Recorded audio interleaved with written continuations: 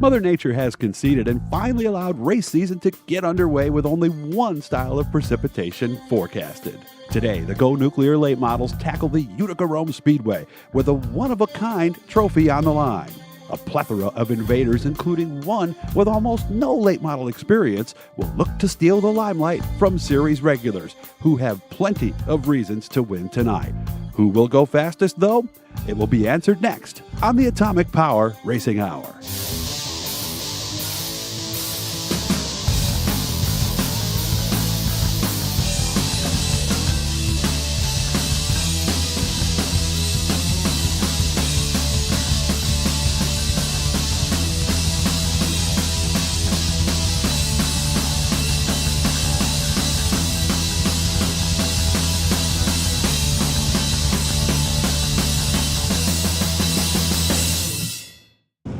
Hello and welcome to the Atomic Power Racing Hour featuring the Go Nuclear late models. It is race number 1 of the 2014 season, and today we are in Vernon, New York at the half-mile Utica-Rome Speedway.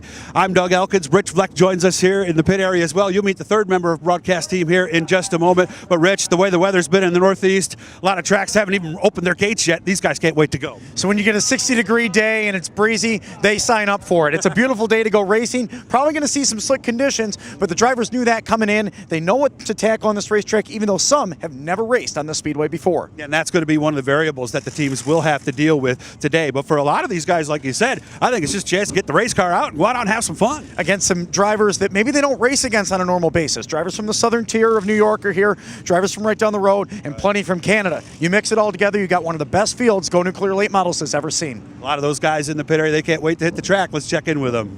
So AJ, we're back again for another year. Did you do anything different this year in the off season to get ready? I lost 65 pounds. That's a big thing. Yeah, that's pretty huge. I mean, before the race season started, we scaled the car and things were quite a bit different. So we got her right where it needs to be, and the car seems to be really fast. We've been going non-stop all over the whole winter, just trying to get everything in shape and trying to stay in shape myself over the winter, just knowing that we had a lot of big races coming up at the beginning of the season. It's first time here at Utica. We normally don't do a lot of traveling, but we're following the whole Go Nuclear series this year, so here we are. And I've heard this turns into a real slick racetrack, and that's normally my kind of racing, so hopefully we can put together a good performance here. I haven't been out there to take a look at it, but it looks pretty smooth, and usually it's pretty consistent, so it'll probably slick up just like it always does.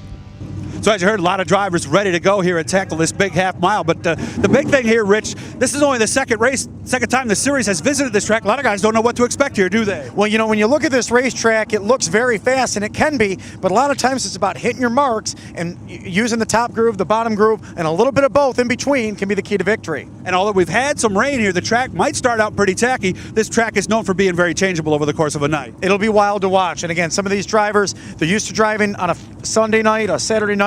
At their local track, it's a lot smaller, so that'll really change the variability of this car. Let's find out more about that racetrack. Our Paul Small is out on it right now. Thanks, guys. When we were here at Utica-Rome last year, the track came up so rough during the heat races that the grader was brought out to smooth things out for the feature. That probably won't be the case tonight. The past couple of weeks here, there's been a lot of rain, so there's moisture buried deep in this racing surface, and they've been turning the surface over to aerate it and dry it before they packed it down. The end result is a smooth racing surface as we get ready for hot lap sessions to start here in a couple of moments. We expect this track to stay smooth and become its characteristic slick self come feature time. In that race last year, it was Rick Miller chasing down Dale Caswell late in the race while in lap traffic and using the outside to capture the win on a very slick Utica-Rome racetrack. And there is Rapid Rick, who was on the track for hot laps. Earlier, he reflected on his win in his first trip back to Utica-Rome in more than a decade. I told my guys, you know, this is it. If the bottom stays, then Dale's got this, and he would have won that if the bottom had gone away, but it did, and just so happens we set the car up to run the top, and things just worked out for us, that's all. Rick is a former Pro Stock champion here at the Action Track of the East, but is just one of 6 drivers in competition today that have won on the half-mile oval. This includes Dale Caswell, an 8-time winner in IMCA modified competition who had switched to the number 88 this season to honor his late uncle, Steve Hulsizer, who won 4 times at Utica. Myself and the rest of our family, we lost my uncle, who was a big part of everyone's racing, and everyone that watched, and he's raced for 30 some years, and I grew up following him around and coming to all these tracks, and when he passed away, I just I felt I wanted to give it a shot. There is no question it will be an emotional moment if the two-time and defending series champion can win tonight, but there are plenty of invaders, including many from Canada, who are gunning for the Gnome Cup. Heat races get things started next on the Atomic Power Racing Hour.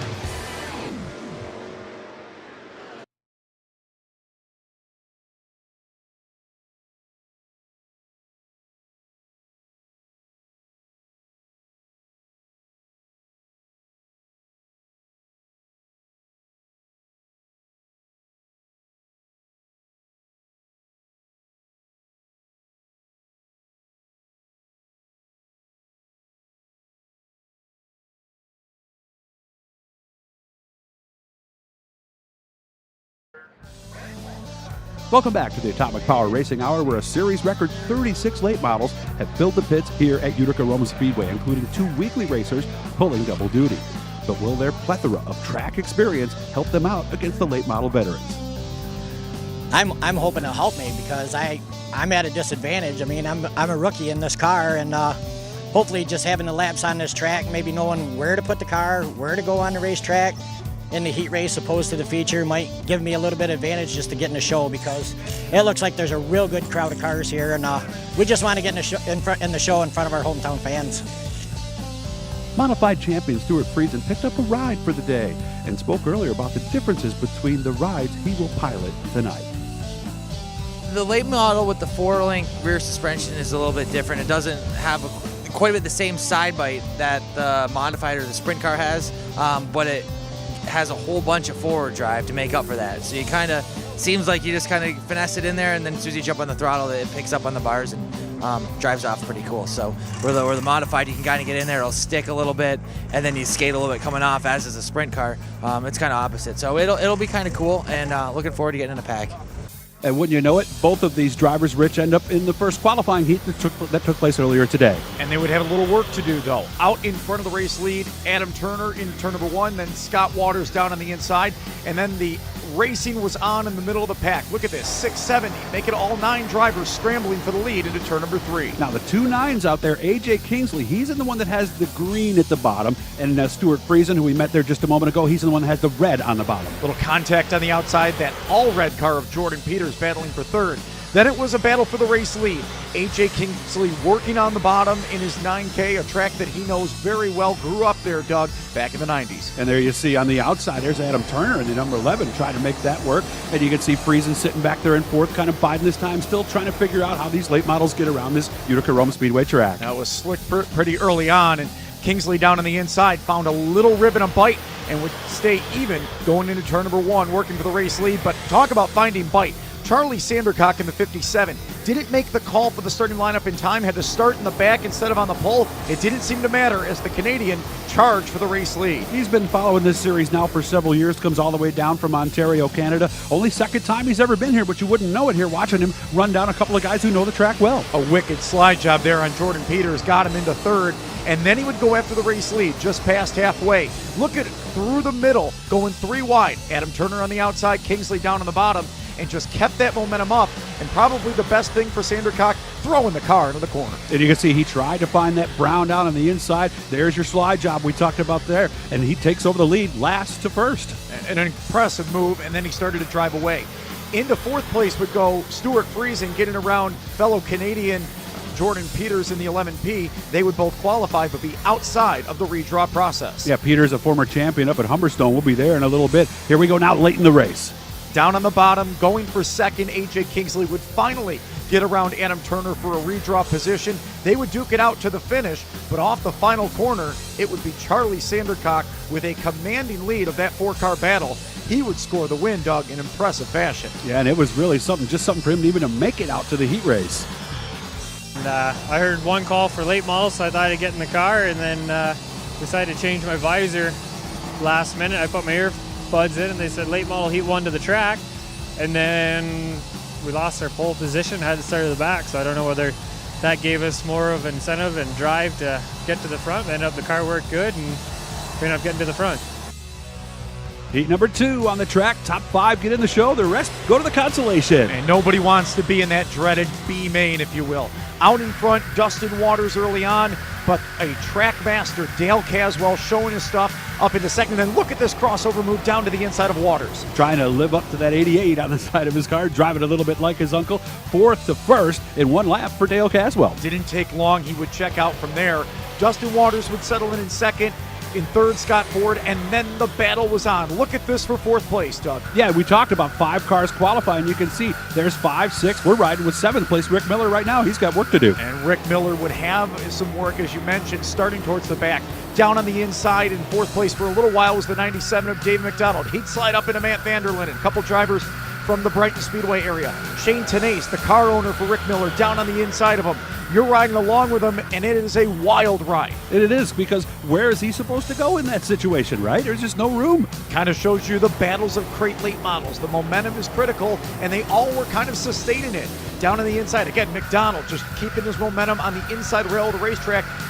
Rick Miller kind of holding his patience for a little while, even though they were 3 wide, completing another lap. Boy, it's just tough sledding out there. Now he's got a groove that opened up, as you can see here in the middle. And again, Rick Miller, a driver that won this race last year, former Pro Stock champion on 2 occasions back 20 years ago. 3 wide stuck in the middle, going for that 5th and final transfer spot. And then it would kind of be like, you know what, there's Corey Earl on the outside. He won our final race of the year last year at Brockville. I think it's time to go. And Miller would start using muscle in a turn number 1. And you can see he goes down to the inside and makes it work through the middle this time to take over that 5th and final transfer spot. And then start to pull away just a little bit. Corey Earl would try to hold on to that spot in his own right, but Shane Tenace, he would work down to the bottom, actually right through the middle. Not a bad spot to be in the heat races. Down on the inside he would go, and he would get into the 5th and final transfer spot. So now Miller 4th, Tenace finished in the number 5 spot. Let's go ahead to the final lap, and there's your leader out front. Yeah, cruise control for Dale Caswell in the number 88. The 2-time and defending champion would have no problem pulling away from the rest of the field and scoring the win. And of course, this meant a big deal to him at Utica-Rome. We got a fairly good start there and got a good run down the back stretch, and I just sent it in turn 3, and we ended up getting the lead, and no looking back there. Qualifying heat race number 3 was the next one to hit the racetrack. Tim Sears Jr. would start on a pole. He's a guy who does modified. He's a great sportsman. He's one of those guys, you put him in any race car, he'll get it done, Rich. And you put him on the pole, he's going to pull away. But the battle for second was a great one. On the outside, Billy Isley out of the Watertown area. Down on the bottom here for the first time, Phil Potts out of Frankfurt, Ontario. He got it sticking. He was up into second. And then those great battles for the final transfer spots. There's Jordan Karuski, another guy runs up there at the Can-Am Speedway. Bryce Davis, the number 94, that's the car. Working to the outside, he's a former 360 late model champion. And a guy that really has been making his strides here in the crate late model ranks. He would get the spot and then go after Billy Isley for third. And it was surprising to see. There's Isley, a guy that won 3 times last year at Can-Am, including the Tour race. But he couldn't get it working here on the slick track. He would fall back to 4th. Another modified and sportsman guy, by the way. Lap number 7, battle heating up here. And on the bottom of the speedway, Brandon Ford, Jordan Karuski up on the top. Hadn't seen Karuski in a tour race in a few years, but he was up to the challenge, and they would both reel in Billy Isley for what would be the 4th position, and they would both get by him for a transfer spot on the last lap. Impressive what Brandon Ford has done. That 76 just moved to late models last year. Caswell won that race. Tim Sears wins this one. Phil Potts comes home in the number 2 spot. When I used to race them all the time, I mean, we got a really good baseline setup, so we're just driving themselves pretty much. It was driving itself pretty darn well. Final qualifying heat, and look what happens here right off the green. And TJ Downs goes around, and that was the first caution of all the heat race action. He would have another one later on, but Greg Bellier pulls out in the lead in the 25, at least for a moment. Then it was a pair of cars with 28 on them. Both had been owned by Alan Fink. Only the one on the bottom, Alan Fink, was driving. J.J. Corsi through the middle. Yeah, J.J. Corsi, another of those guys who drives a lot of different things, including IMCA Modifieds, which have a similar suspension to these cars. Yeah, that was close, wasn't it? Corsi would get right there around Fink, but it was John Waters, that white, orange, black 11 W if you want to store them as that. Down on the inside, we keep talking about these guys coming over from the 360 late models. John Waters, a dominant force over the last few years in his number 11, and he showed why, making a nice pass for the race lead. Of course, Greg Bellier has a lot of experience, too. He's one of the original guys on this series, won some of the early races, and as you can see, he was not going to give up that top groove. Yeah, I mean, Bellier is a guy that won 5 races in 2012 and 2013, but getting a hold of Utica-Rome is always a little different story.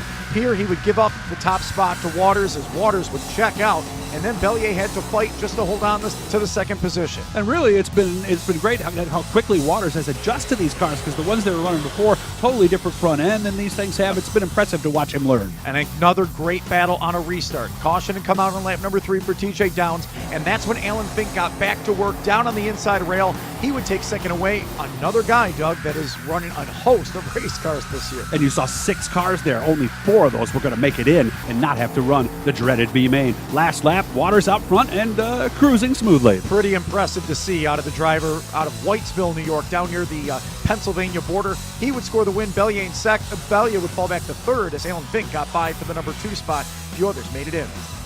I was kind of worried starting back. This crate racing's hard, you know, with a big track like this and open, and you know, once they get separated, it's hard to get to the front. And usually what happens is restarts is the hairy thing, so I was kind of trying to stay out of trouble, but I don't know what really went on there, and a couple guys got all jacked up and got turned around, and luckily we were on the right end of it and got to move up a couple spots. But once we took off, I just, you know, once we got into the top 5, I was kind of happy with that, and then just ran my racing lines, and you know, luckily it worked out for us. As mentioned earlier, this is the first annual Gnome Cup, an event that would not be complete without this unique trophy. As we head to break, here is what some of the drivers had to say about this one-of-a-kind emblem and the prospects of taking it home at the end of the night. So, Rick, tell me what it would mean at the end of the night for you to be holding this Gnome Cup in Victory Lane. Well, I don't know about at the end of the night, but I'm holding it right now, so that's kind of cool. That's interesting. Oh, you got to give it to Shane. He is very creative. This is pretty awesome. They had pictures of it on Facebook there, and it's pretty unique. It's an awesome trophy. The one and only. The most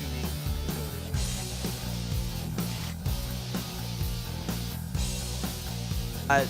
Justin in Mine's Garden is lacking a gnome, so, you know, maybe we can find a home for that gnome. Want to win an onboard camera? How about a brand new tablet? Just visit the Go Nuclear Late Model Series Facebook page and find out how. While you're there, check out the upcoming schedule, the new line of merchandise, and much more. Just visit facebook.com/Go Nuclear Late Model Series. If you care about quality, service, or pride of ownership, it's time to call Tenachi AV. Tenachi AV provides music and theater systems for the home that defy expectations and are a clear cut above those found in the mass market stores, including handcrafted opera loudspeakers, Unison research amplification from Italy, Integra home theater, and many more. Discover the difference at tenachiav.com or visit us on Facebook. The Go Nuclear Late Model Challenge Series is presented by Excel Tower Service, Atomic Chassis, Humber Nurseries, Gandrud Chevrolet, Grills and Ovens, Insinger Performance, Kaiser Wheels, Schaefer's Oil, BA Custom Headers, Finish Line Web Design, and Tenace Diversified. B-Main on the track next. 20 cars got in through the heats. Only 4 of these 16 made it in from the B. And it was a B main to remember. On the bottom of the racetrack, Brett Belden would try to do a good job for the hometown crowd, but it was Mike Trapp on the outside taking the early race lead. Here's some 3-wide action. That's Isley, Sopaz, and Earl going 3-wide as they head into turn 3. And again, only 4 cars made it in from this race. And Doug, that was the battle for 5th, so they would have some work to do to get up into that group. How about this? Going into turn number 1, second place Jason Knowles gets sideways, almost spins out, gets back in order, but momentum is key with these cars. His brother Brian Knowles and Brett Belden would move around him and put the 4 car of Knowles on the bubble. Yeah, so now he's in the final qualifying spot, and then you see Kyle Sopaz in the 12. He tried to work the outside, take that spot away. And then on the final lap, coming down the backstretch. Jason Knowles hits the backstretch wall. He would lose that final spot to Kyle Sopas. Not losing, though, was Mike Trapp. He was gone. And let's hear what Mike Trapp had to say about his victory in the B main. The track's slippery. It's relatively fast and it's smooth, beautiful. The problem with the heat was I had to start last. I made it up to sixth place. It only took 5. We started on the front row of the B. It was a good drive. The car handled well. Hopefully we're now ready for the feature. We're starting a little back further than we wanted to, but we'll take what we can get. At least we're not loading the car. With the feature race nearing, many teams are making their final decisions on many items, including tires. But there are some alterations that cannot be made, which our Paul Small detailed in this episode's Tech Minute. Let's talk about the tires that are used on the Go Nuclear late model series and the technology that's being used to police these tires. Now, the drivers have 2 different sets of tires that they can use. There's a set of American racers with a compound choice for the right rear tire, or a comparable set of Hoosier tires that can be used. Now, these tires can be left in their original form, or they could be grooved and siped. Now, there's one thing you can't do to a tire, and that's soak it with some type of chemical or solvent to change the nature of the compound. How do you find out if somebody's done that? Well, this year, the Go Nuclear Late Model Series will be taking random samples of tires about 2 inches big, shipping them in test tubes to a place called Blue Ridge Laboratories, and they'll be performing scientific tests to make sure that these tires are the way they're supposed to be. It's a little bit of CSI work coming to the world of the Go Nuclear Late Models. In a great sign of generosity, a host of late model teams donated bikes to make some young kids winners too.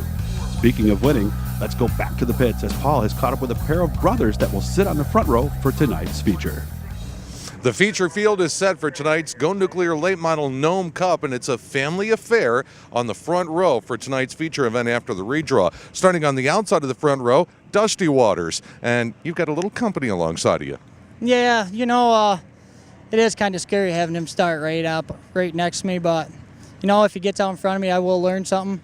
He told me just a second ago, he says, follow me 31 laps. Get right behind me, 31 laps, and I'll let you know, and then you'll learn things, and we'll see how things go after that. I said, how many laps is it? 30, isn't it? And the him he's talking about is his brother John Waters, who was a heat winner earlier tonight. You get to lead this field down to the green flag this evening with a brother alongside. Yeah, he's really coming along. He's doing real good, and he's nothing to take lightly. So it's going to be a good race. We got a lot of good cars, and hopefully we can come out 1 and 2. And either way it goes, 1 or 2, I said it'll be a good night for both of us. So it'll be a pair of Waters that'll be leading the field down to the green flag when we come back here on the Atomic Power Racing Hour. Electricity. You flip a switch, the lights go on. But will we have safe supplies of electricity to meet our fast-growing needs? Today, nuclear energy provides 1/5 of America's electricity. Tomorrow, it could supply even more. And nuclear power plants don't emit greenhouse gases, so they preserve our environment. We need to reduce our dependence on foreign energy. And we also need clean air. With nuclear energy, we can do both. Nuclear, putting clean air energy to work. If you're enjoying these late models on the Atomic Power Racing Hour, you need to be there in person. The Go Nuclear Late Model Challenge Series is coming to a track near you with all the dirt-flinging, side-by-side racing, and bumper-to-bumper action that you can handle. Come see the cars and stars of the Atomic Power Racing Hour as they battle for bragging rights. The series is coming to a track near you, so don't miss out on your best opportunity to experience what all the hype's about. It's the SUNY Canton Summer Slam coming to Can-Am July 18th. Want to win an onboard camera? How about a brand new tablet? Just visit the Go Nuclear Late Model Series Facebook page and find out how. While you're there, check out the upcoming schedule, the new line of merchandise, and much more. Just visit facebook.com/Go Nuclear Late Model Series. It's the first Go Nuclear Late Model feature of the year as 24 drivers parade around the Utica-Rome Speedway, all pursuing the first Gnome Cup. Just a moment ago, Paul Small was on the surface for one last update before the green flag drops. Earlier this afternoon, this track had a lot of moisture in it, but after a lot of laps under the sun, we have a hard and slick racing surface to deal with. The good thing is the surface is smooth. The bad thing is it's very hard to get a hold of, and now with the temperatures dropping about 15 degrees from when the sun was out, this track's going to be even slicker once we get underway here in the feature event. Whoever has the best suspension set up and can get a hold of this surface is going to wind up in victory lane tonight. 4 wide, salute to the fans here at Utica-Rome as finally the Go Nuclear Late Model Series will get the green flag for the first time in 2014. It was supposed to be the third race of the year, but they'll take it as the first one. And you can see these drivers ready to go and appreciative of having a race at Utica-Rome. It's one of the few tracks that the Tour visits that only runs one late model race a year. And let me tell you what a show this place can put on with any division, but the late models are proving they can do it as well. And you had a shot of that pit area back behind 1 and 2. Reason this place gets so slick, by the way, is so slick. 30 laps, 24 guys made it in. Caution laps do not count. We'll explain that Delaware restart thing when we get to you. But and also 12 guys, like we said, 16 were in that B main. Only 4 made it in. So unfortunately, a lot of guys headed home early today. You know, drivers that thought they would easily be in the show are going home. We talked about the Waters being on the front row earlier, and we'll see if they can get their first Tour win. Same for Adam Turner and Alan Fink. Then some of the big names start coming through. You saw Dale Caswell start in 5th, Charlie Sandercock in 7th, Tim Sears in 8th, A.J. Kingsley 9th, Rick Miller in 10th. We still haven't got to Stuart Friesen's name yet. Yeah, of course, it'll be fun there. He is on the inside of row number 7. He's also running a modified here today, and they run 4 other classes of cars here, so there's a reason that this racetrack gets as slick as it is. And here are the guys here you see towards the end that made it in either at the back of their heat or through the B main. Like Mike Trapp, the B main winner, and Kyle Sopas, the last one in. He'll start from the back of row number 12 in his 12. Well, up front, guys like Charlie Sandercock carrying our Insinger Performance race fuels on board, along with Tim Sears Jr., and right to his inside, Dale Caswell in the number 88. Like that view he had out there. He's thinking about the bottom, obviously, and the green flag waves as the Go Nuclear Series, race number 1 at Utica-Rome Speedway in Vernon, New York. And the fight for the bottom is on, but look at on the outside, Dustin Waters into the race lead. Then Tim Sears Jr. starts to move up. A little bit of contact in the back. Haley Weiss around. Shane Tenace hard into the wall, and Brandon Ford's around as well. Yellow's out before we get a lap in. Kaylee Weiss, of course, she's from north of the border, right in the Brockville area. Shane Tenace, he's the one who made this series start, and we don't see, there's Brandon Ford in the number 76. Young guy actually races with his dad in the late models on Saturday at Fulton. What happened here? Boy, it just looks like a little bit of a accordion effect down on the bottom. I see the 94, Bryce Davies. You see him catch up into, looks like Ford, and then that hit Tenace. Tenace in the 98 making some hard contact into that backstretch barrier. Yeah, and I think also Stuart Friesen might have had a little contact. I saw him try to sneak through, and there's Shane Tenace checking out the damage on his number 98. And obviously not pleased. Had a very good car in the heat race action and throws the steering wheel back in to his cockpit. Oh, that's why he had to get out. He had to find his steering wheel is what it was. He's talking to young Brandon Ford. I think they're both wondering what's going on. We'll take a break. We'll be right back to Utica-Rome.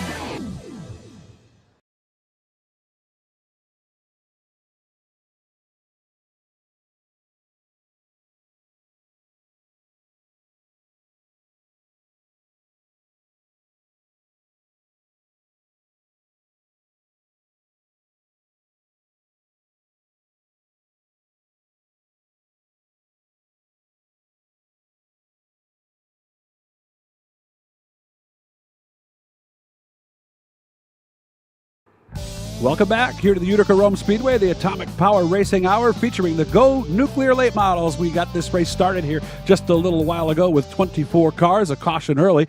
We didn't get that first lap in. Doug Elkins along with Rich Bleck in the booth, Paul Small in the pit area. We're getting ready for a restart, Rich. An original restart at that. A couple drivers out in Brandon Ford and Shane Tenace. So 22 ready to come back to the green. Maybe some of these drivers in the middle of the pack learned what to do on the initial start. We saw the outside work for Dusty Waters. He'll go at it again in that black 14, and he's into the race lead heading into turn number 1. Right back to the inside, though, is his brother as they race down through 1 and 2, 4 wide for a moment for the number 3 spot. Wow, there's that black and green 88, Dale Caswell down on the bottom. Somebody mentioned earlier that his car looks like Scott Bloomquist. I can see why. Bit, yeah. Kind of scooting through in that 88, the two-time champion, hanging out down near the tractor tires, and he's got to move down to the bottom, looking for third on Alan Fink. But wow, Tim Sears Jr., what a move in the 83X. Yeah, just shot right to the bottom, slide job on the 28, and as you can see, Caswell in the 88 unable to keep up with him. Now they'll race for position number 3. Two drivers that go at it on a weekly basis against one another. They know how each other works, and Caswell sticks like glue on the inside rail of the racetrack. Remember, that's where he was last year when he ran into lap traffic.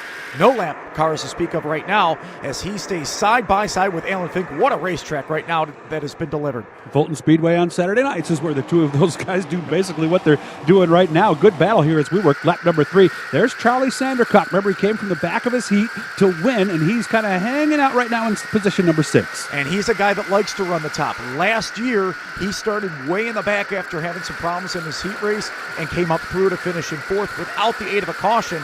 Now he's already basically up to that spot in 6th and going after Alan Fink to crack into the top 5. And he has to change his line there. He just saw Caswell make the move on the bottom, so he figures, I better do the same thing. There's your front 3 positions. You can see Tim Sears is starting to make a move now. He's ready to battle for position number 2. Remember, Sears started a little bit further back in the pack and is starting to crack up through John Waters.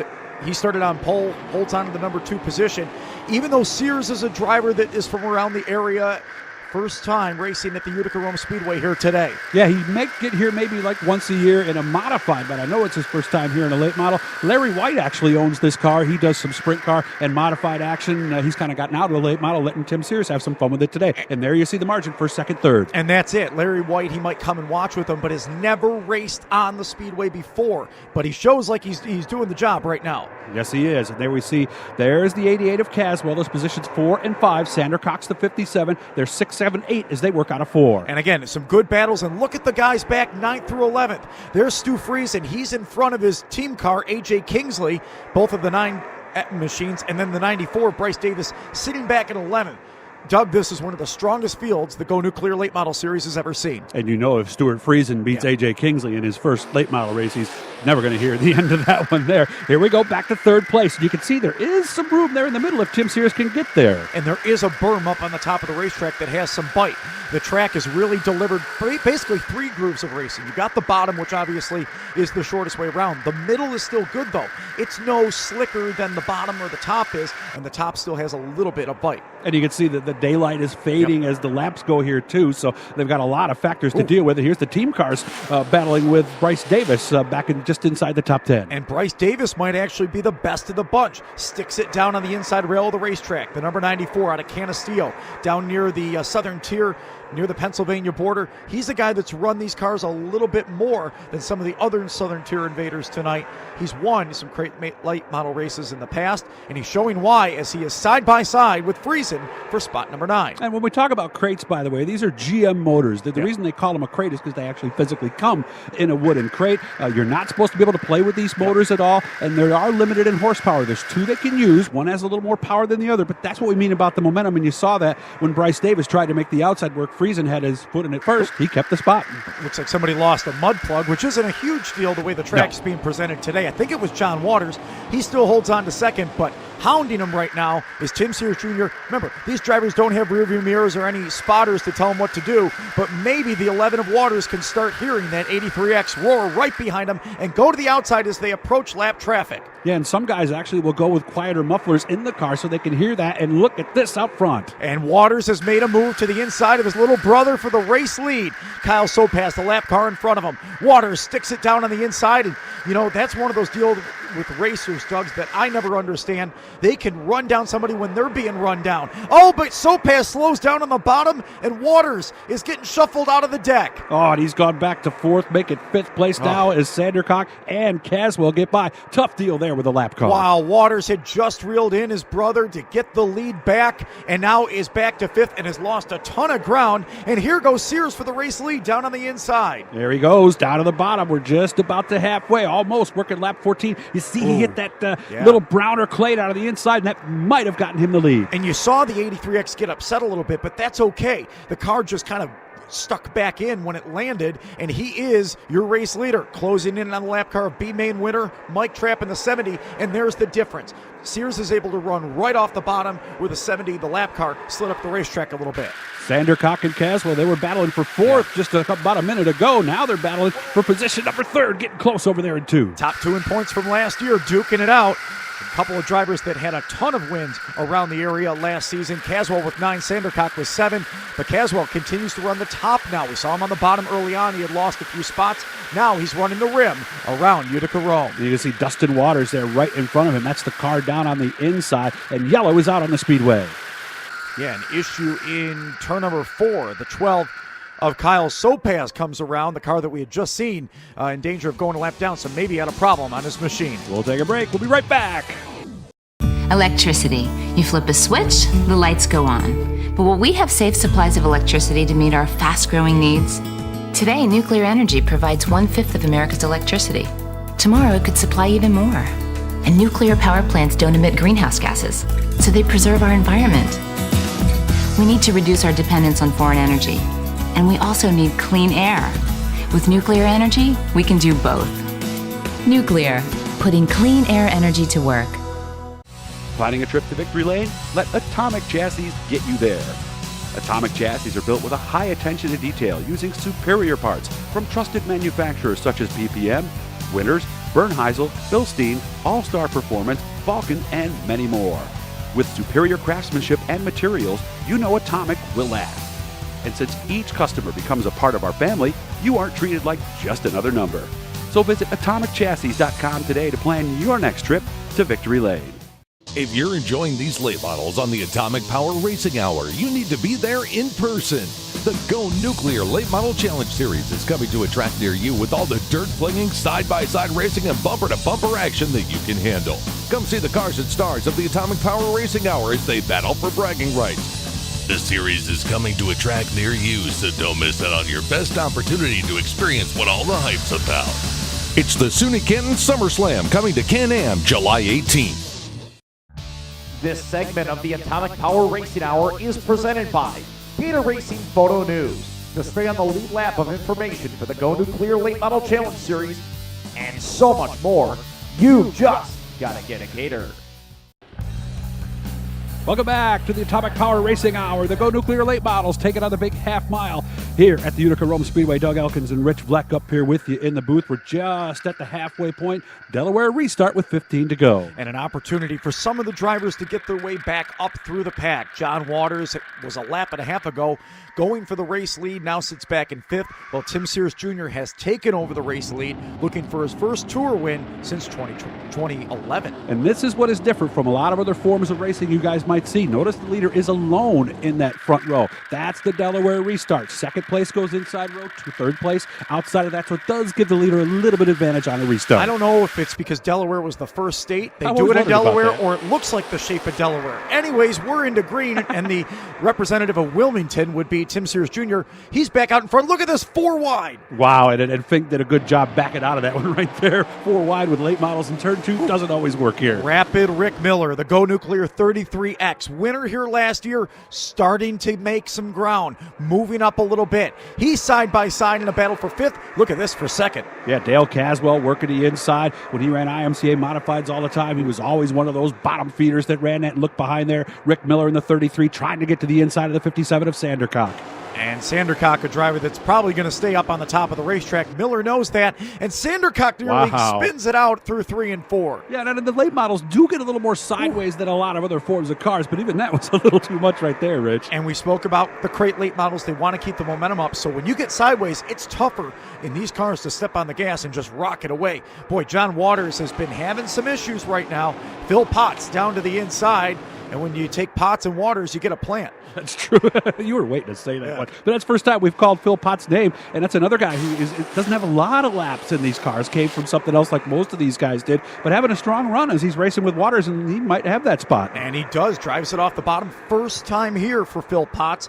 Driver out of Frankfort, Ontario, runs at the Brighton Speedway up north of Lake Ontario every Saturday night, and there's the team cars. Yeah, and if you're AJ Kingsley, you don't know how you feel about this, right? Stuart Friesen's passing me on the outside. Sure, he drives a lot of different cars, but I know this better. We'll see how that goes. And there's Sandercock. He's now up into position number 3. Got around Dusty Waters down on the inside, and Waters now falling into the clutches of Rapid Rick Miller. And I think we're this far enough into the show, we do mention, yes, it is Dusty Waters. His name is Dustin Waters. Yeah, and that's what you get when you put the pot and the water together. You get Dusty Waters. So there's my chance to do it. Rick Miller, and he's been racing this track since the 80s, back in the pure stock, street stock, modified sportsman. He's ran a lot of different divisions here, so he does have that track knowledge. He just can't seem to find a way to run down Waters right now. Well, they've been working with a few setups on his 33X. The start of this year has been okay for him, but no wins in weekly competition. The yellow flag is back out, though. We've got an issue in turn number 2, it looks like. Got one car over the bank, and it looks like it is the 24 of Scott Ford who has gone over the bank. Oh, there he is. That's the dad right there. Brandon and his son is his son. So actually for both of them to make the race today, because I believe for Scott, this might be his 4th or 5th late model race. It's not a lot for him. And has struggled in his finishes in the first few shows. You take the 24, the 76, it adds up to 100% of Ford. There you go. Running Chevys. But there's that Delaware start again. And at first I was not so sure how I liked it, but when you see guys lose the lead on a restart, you say maybe this Delaware's the way to go. And then the second place driver selects their line. And that's a critical point here because it's not as much about getting the lead. There's Caswell on the outside, right. Caswell chooses the outside lane. He's been on the bottom. Sandercock has been running the top. He goes to the inside. We're back underway with 10 to go. And you see how dark it is now. Sandercock right there, and then Caswell slides up the racetrack, and that cost him 2 spots. Yeah, Miller gets by him as well. So Rapid Rick Miller up into 3rd. Remember, he won this event here last year as they go into turn number 3. And Rick said clear as he came up the racetrack there. And Miller goes around. Oh, Waters clipped him. Oh, and there is, I think J.J. Coursey made his way in there as well. Oh, tough break for Rapid Rick. Came around on his own, and Coursey looks like a flat left rear tire on his ride. And also involved Adam Turner in the 92. So we're back under yellow as one of the early race favorites appears to be out in the 33X. Yeah, and that's some pretty substantial damage to the front end. Let's see if we can figure out what happened here, Rich. Yeah, did it all on his own. We had seen the 57 of Charlie Sandercock nearly lose it in almost the identical spot about 5 laps ago. Doesn't seem to be any different part of the racetrack. Just must be the point where you start really pitching that car around the corner. You can see Waters. He had some contact there on the bottom. See Kingsley and Belden, too. Belden went off the Speedway in the 81, and there you see his car turned around in his first Go Nuclear Tour start, but may be okay as the driver turns back around and will join the rest of the field. He'll have to start at the back. We'll get back to racing when we come back. The Go Nuclear Racing Series. If you care about quality, service, or pride of ownership, it's time to call Tanachi AV. Tanachi AV provides music and theater systems for the home that defy expectations and are a clear cut above those found in the mass market stores, including handcrafted opera loudspeakers, Unison research amplification from Italy, Integra home theater, and many more. Discover the difference at TanachiAV.com or visit us on Facebook. Planning a trip to Victory Lane? Let Atomic Chassis get you there. Atomic Chassis are built with a high attention to detail using superior parts from trusted manufacturers such as BPM, Winters, Bernheisel, Bilstein, All-Star Performance, Vulcan, and many more. With superior craftsmanship and materials, you know Atomic will last. And since each customer becomes a part of our family, you aren't treated like just another number. So visit AtomicChassis.com today to plan your next trip to Victory Lane. Electricity. You flip a switch, the lights go on. But will we have safe supplies of electricity to meet our fast-growing needs? Today, nuclear energy provides 1/5 of America's electricity. Tomorrow, it could supply even more. And nuclear power plants don't emit greenhouse gases, so they preserve our environment. We need to reduce our dependence on foreign energy. And we also need clean air. With nuclear energy, we can do both. Nuclear, putting clean air energy to work. This segment of the Atomic Power Racing Hour is presented by Dirt Track Digest. DTD is the most popular forum for dirt track racing in the Northeast.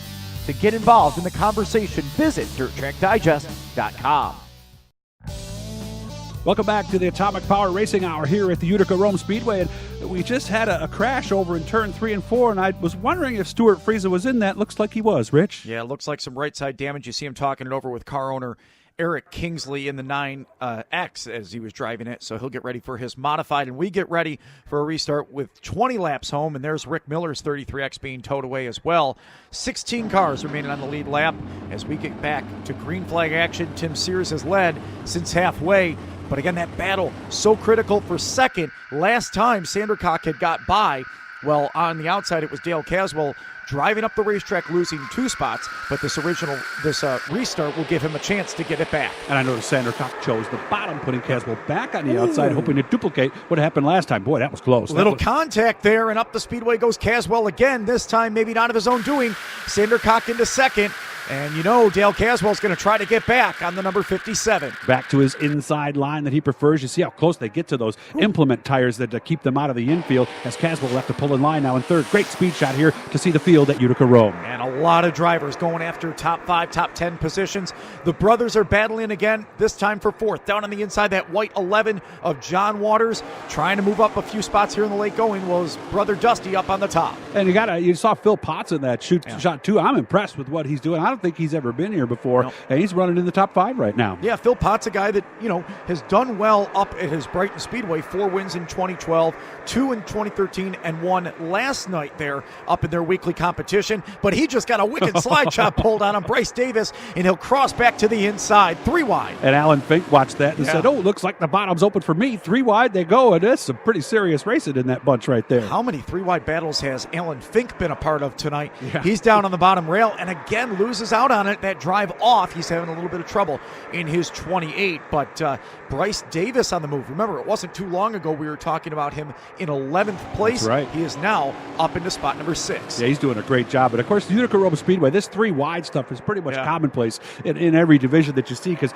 normally you end up being way down by the tires or way on the outside. Eventually one of those lanes gets burned out, the middle opens up, and here's a battle for 9th with AJ Kingsley and Kaylee Weiss, who comes down from Canada. And we haven't mentioned her name much this year other than being in the incident on the opening lap, but you see the damage to the left rear quarter panel, driving back up through and has a top 10 run going. But the laps are winding down, and still some good battles on the racetrack. Here's a pair of Southern Tier drivers, John Waters holding on to 5th, but he might lose it. Here comes Bryce Davis. Yeah, Bryce Davis always ran the Fords back in the day. He's in that number 94, a couple of BRP Can-Am late model guys who've made the move over here to the Go Nuclear Late Model Series. 5 laps to go, so plenty of time for that battle to shake out. Yeah, and that would mean something for them. Dustin Waters is right in front of them, so the battle of the Southern Tier is on. Well, a driver from Central New York leads another one, and a Canadian right in the middle of them. And there they are over in turn number 2. That's positions 2 and 3. Sandercock is in the blue and white 57. Dale Caswell hoping to run well and eventually get that black and green 88. We heard the story about him changing the number to his uncle's number to honor him this year, so you know he wants to get in the victory lane with that car. What an emotional win it would be, but he's got a lot of work to do here in the late stages. Shuts it down on the inside rail, but has decided, you know what, the top is where I need to gain my momentum. And you see the gap open up just by about a half a car length, and that's enough to not allow the 88 to drive underneath him and make a dive-bomb move as they are coming to the parallel flags, and we've got a battle for lap traffic's sake. Tim Sears is checked out, though. Yeah, you see, he got by both Kyle Sopaz and that's J.J. Coursey there in the 28, who's still learning the intricacies of these late models, but you got a chance to see what the gap is. Tim Sears is running away with this. He absolutely has. He's just got it shut down on the bottom. They've got a good base setup in that car. He used to drive for somebody different 2-3 years ago, but right now has set sail on the rest of the field and looks to have the Gnome Cup in hand. Just took the white flag. He'll work his way down the backstretch for the final time. See, he'll drive it right out to that wall. He'll hit 3 and 4 one last time, Rich. Burps out of the throttle a little bit, just kind of stays easy off of it. Stands back on the gas, and he will have his 3rd career Go Nuclear Late Model Series win. So Sears gets the win. We got to wait a while for second to come across the line here. Is about a half a track was the margin between Sears. Sandercock holds on for second. Dale Caswell, Dusty Waters. There's Bryce Davis to round out the top 5. Then John Waters falls back to 6th. Kingsley, Pott, Fink, and Weiss will round out a strong top 10 here tonight at Utica. Yeah, good job by Kaylee. Got herself back in the top 10. We will meet our winning race driver when we come back to the Atomic Power Racing Hour.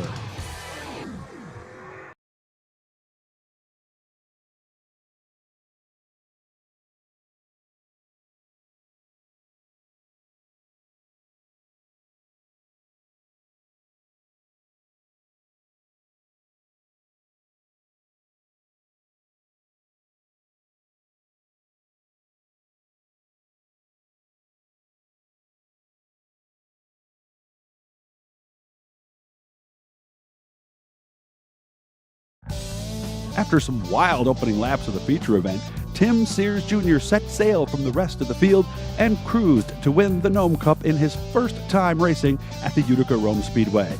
Let's go to victory lane as Paul Small has caught up with the man of the hour.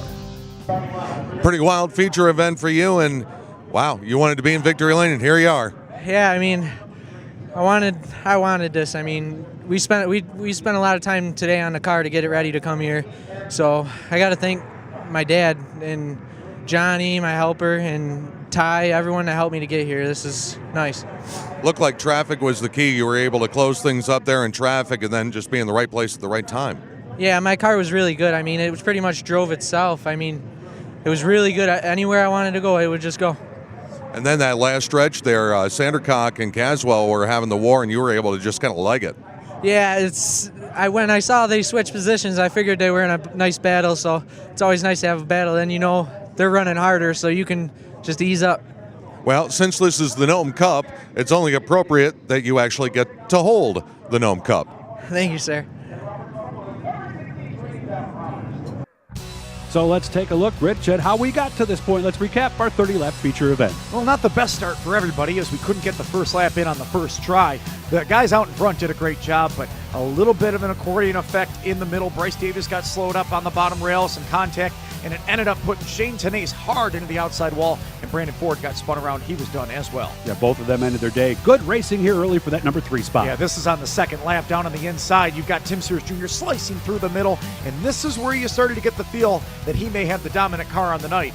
8th to 3rd by the 3rd lap. Yeah, that was a sweet move. Here we got a battle for the lead. And this was a little bit later on. We saw Dustin Waters kind of choke up on the outside of the racetrack. Looked like his older brother John was going to capitalize and have the bragging rights in the Waters family. Everything looked good, Doug. The bottom line was starting to come in, but so did lap traffic. Yeah, this was going to be a nice little battle here between the Waters family, but then the lap car came into the picture. And you see Kyle Sopez really didn't do anything wrong until there, where he shut it down. Saw the lap car on the outside, figured everybody was going by, and then nowhere for Waters to go. Usually the right-hand lane is the little bit slower lane, but the bottom here was a problem for Waters. He was back to 5th, and you had some new heavy hitters up in the front of the field. So just like that, you go from racing a lead to back to 5th, and here's what was going on up front. And Tim Sears said, here's my opportunity. I want to be on the bottom as long as no lap cars are down there, and this was the critical point. He drove it in hard on the bottom of 1, got it to stick on that very thin ribbon of dirt, got into the race lead. A little bit later on, though, some things were happening with Rick Miller. Yeah, we originally thought there were just a couple of cars in here, but actually Stuart Friesen was caught up. You saw him there on the outside. A lot of guys out on that one. Last lap, though, nothing left for Tim Sears to do but take the checkered. Almost a 6-second advantage over Charlie Sandercock when he got the win. Let's catch up with our runner-up finisher. With Charlie Sandercock, runner-up in tonight's Go Nuclear Late Model Series opener. Charlie, was that a race or an adventure? It was a good race. We started 7th, and those kind of tracks are really nice to race on because not everybody is fast and tearing up equipment, and we started 7th and just kind of worked our way up to the front, and good job Tim Sears on winning the race, and it was just a good race all around. Now tell me about the restart there where you pulled that killer slide job on Caswell. The restart before that went a little bit better, but I got called back, and he ran up the track a lot higher on that first restart, and then I was kind of expecting the same thing. But he kind of pinched it down a little bit, and I kind of drifted up, and we scrubbed up quarter panels a little bit. So I don't think he's all that happy with me at the moment. But. So we'll see if Charlie Sandercock and Dale Caswell have a little meeting of the minds on the racetrack at round 2 in Humberstone. Let's take a look at the final results from here at the Utica-Rome Speedway. Tim Sears, Charlie Sandercock, we just heard from them. And, you know, guys that kind of came up here joining the tour this season, Dustin Waters, Bryce Davis, John Waters, 4th, 5th, and 6th. That's a very respective showing on a very difficult racetrack to get a hold of. One of the first times for them here, at least in this car. A.J. Kingsley dodged trouble. He ended up in 7th. We talked about Phil Potts for a little bit. Impressive run for the driver from Ontario. Yeah, solid 8th place run for him. Alan Fink was in the middle of the action all day in 9th, and Kelly Weiss cracking into the top 10. Yeah, she was involved in that caution early, raced her way back up. Brett Belden, the track regular, in 13th. There's J.J. Corsi in position number 16. A couple of the drivers have started to fall a lap down back there in 15th and 16th. And some of these drivers not faring as well, 20th through 24th, unable to finish. A couple other drivers having some issues throughout the night. Yeah, Rick Miller was in the crash, Shane Tenase and Brandon Ford, they were out on lap number 1. Back down to the pits, Paul has caught up with our 3rd place finisher, Dale Caswell. Not the win you were looking for, but a third place is a good way to start off the season. Yeah, you know, the car was pretty good here. The outside was really fast, and there's a restart there with a few to go, and, you know, Charlie went in the inside, and, you know, we slid up and had a little contact, and, you know, he ended up getting by me, but, you know, we'll have to see what we get at the next race. Yeah, he was literally just throwing the car to the inside. Did you see him coming at you? I didn't really see it. I felt it a little bit, but, you know, he just must have went, you know, from behind me to right to the bottom and then slide up to the outside. But, you know, I guess that just happens, you know, and it's a series race, and, you know, everyone can't be perfect good friends when they're out there forever.